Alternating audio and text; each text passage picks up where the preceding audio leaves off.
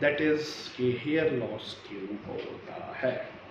Hair loss. अस्सलाम वालेकुम, I am doctor Asfandyar Khanzada and I am here for another most important and most search topic. Male में जो है वो 80% मेल्स को प्रॉब्लम होती है, जबकि आजकल it's becoming common in females also. ठीक है, तो आप मोस्ट कॉमन प्रॉब्लम है और 5 वजूहात इस तरह मैं हर एक वीडियो में कहता हूँ कि 5 रीजंस हैं वो जो है मैं आपको बताऊँगा कि जिस वजह से आपको हेयर लॉस की प्रॉब्लम आ रही है। तो number 1 is stress. Stress stress stress हर एक वीडियो में मैं बात करता हूँ कि कैसे आपकी अंदरूनी और बैरूनी स्ट्रेस आपको जो है इफ़ेक्ट करती है। बैरूनी स्ट्रेस में वर्कलोड, होम घर में प्रॉब्लम्स हो सकती हैं, ठीक है, और स्टडीज़ में प्रॉब्लम हो सकती हैं, आपकी पर्सनल लाइफ में प्रॉब्लम हो सकती है, ठीक है, बहुत सी प्रॉब्लम्स हो सकती हैं। इंटरनल में oversensitivity and overthinking की प्रॉब्लम आ जाती है। तो stress stress is number 1 problem of hair loss.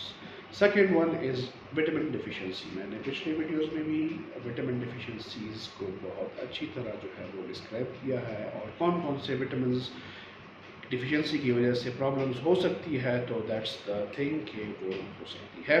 तो इसमें हमारे पास iron deficiencies and vitamin D deficiencies, जिसकी वजह से आपको ये प्रॉब्लम हो सकती है।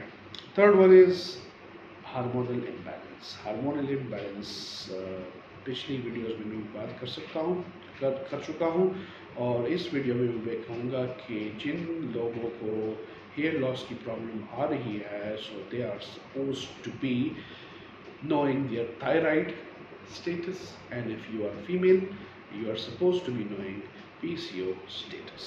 ठीक है, आपको हार्मोनल प्रॉब्लम अगर हो रही है, ठीक है, तो आपको थायराइड का मुआयना करना चाहिए, ठीक है, और फीमेल्स के मतलब जो कि रिप्रोडक्टिव ऑर्गन्स हैं उनका मुआयना करना चाहिए, ताकि क्योंकि आपको अगर प्रॉब्लम हो रही है तो वो उस वजह से हो सकती है।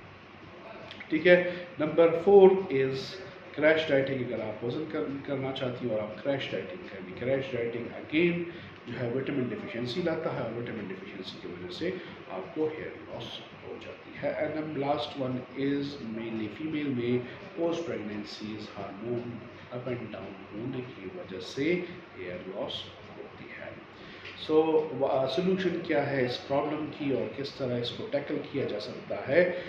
मेल्स में नॉर्मली ये प्रॉब्लम, ये सोल्यूशन जो है वो सॉर्ट आउट नहीं होती। आप अगर केयर करेंगे तो यू कैन डिले, आप इसे कम कर सकते हैं, आप इसे डिले कर सकते हैं, लेकिन ये ख़त्म नहीं हो सकती। मगर एहतियात करने से अगर आप 20 साल में गंजे होने के चांसेस अगर आपके हैं, तो अगर आप एहतियात करेंगे तो 30 साल तक आप पहुँचा सकते हैं। तो इसमें मुख्तलिफ़ किस्म के विटामिन आते हैं, मुख्तलिफ़ किस्म के इंजेक्शन आते हैं, ताकत के इंजेक्शन आते हैं, जो कि आपको अपना डर्मेटोलॉजिस्ट अगर आप विज़िट करेंगे तो आपको वो बता देंगे कि कौन कौन सी चीज़ें आप इस्तेमाल कर सकते हैं और कौन कौन सी चीज़ें आप इस्तेमाल नहीं कर सकते। सेकेंडली जो है हेयर ट्रांसप्लांट आजकल बहुत ज़्यादा इन है और हेयर ट्रांसप्लांट की काफ़ी अच्छे असरात है, काफ़ी अच्छे रिज़ल्ट्स हैं, लेकिन याद रखता है कि आपने मुस्तनद डॉक्टर और सर्टिफाइड डॉक्टर से आपने, अगर आप हेयर ट्रांसप्लांट करा रहे हैं तो सर्टिफाइड डॉक्टर से करवाना है। ऐसे क्वेक्स और दूसरे डॉक्टर से आपने नहीं करवाना, क्योंकि उसमें इन्फेक्शन के चांसेस बहुत ज़्यादा बढ़ जाते हैं। स्ट्रेस आपने कंट्रोल करना है, इनर स्ट्रेस आउटर स्ट्रेस दोनों कंट्रोल करने हैं। साइकोलॉजिस्ट साइकेट्रिस्ट हेल्प लेनी है आपने। Fourth second one is vitamin deficiency. वो विटामिन डिफिशिएंसी एक दफ़ा पता चल जाए then it's easy to treat और आप ट्रीटमेंट ले सकती हैं। अगर आपको हार्मोनल इम्बैलेंस हो थायराइड की वजह से, पीसीओएस की वजह से, तो अगर आपको ट्रीट करेगी तो आपको आसानी से जो है प्रॉब्लम सॉर्ट आउट आपकी हो जाएगी। क्रैश डाइटिंग एंड पुअर जो है वो आपने नहीं करनी, पोर्शन कंट्रोल करनी है, एक्सरसाइज करनी है, प्रॉपर मतलब डाइटिशियन से आपने हेल्प लेनी है, तब जाके आपको रिजल्ट्स भी आएंगी और आप में डिफिशिएंसी भी नहीं आएगी। और पोस्ट प्रेगनेंसीज वो कॉमन होती हैं, इजीली रिकवरेबल होती है। एक दफ़ा प्रेगनेंसी वाला वो सीन चला जाए तो उसके बाद तो जो है आपको इश्यूज़ नहीं होते। ہیئر لاس جو ہے وہ آپ کو ایک پرابلم ہے، ایک معاشرتی پرابلم ہے، اور اس سے آپ کی پرسنالٹی جو ہے کافی حد تک متاثر ہوتی ہے، لیکن آپ نے احتیاط کرنی ہے. اور میں بار بار کہہ رہا ہوں کہ علاج ہے، لیکن علاج کافی ٹائم والا ہے، کافی ڈیوریشن والا ہے. آپ نے دل کو تنگ نہیں کرنا، 1-2 مہینے سے کام نہیں چلے گا.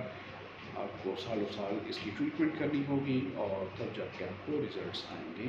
کوئک ریزلٹس بھی ہے، لیکن جس طرح میں کہتا ہوں کہ اگر آپ ہیئر ٹرانسپلانٹ بھی کر لیں تب بھی آپ کو جو ہے مطلب آپ نے احتیاط کرنی ہے، آپ نے وٹامنس لینے، آپ نے سپلیمنٹس لینے. ٹھیک ہے، تو that's all about today's topic. اور اگر آپ کی کوئی کوئریز ہو، آپ کی کوئی کویشچنس ہو، تو آپ مجھ سے کمنٹ سیکشن میں پوچھ سکتے ہیں. Thank you.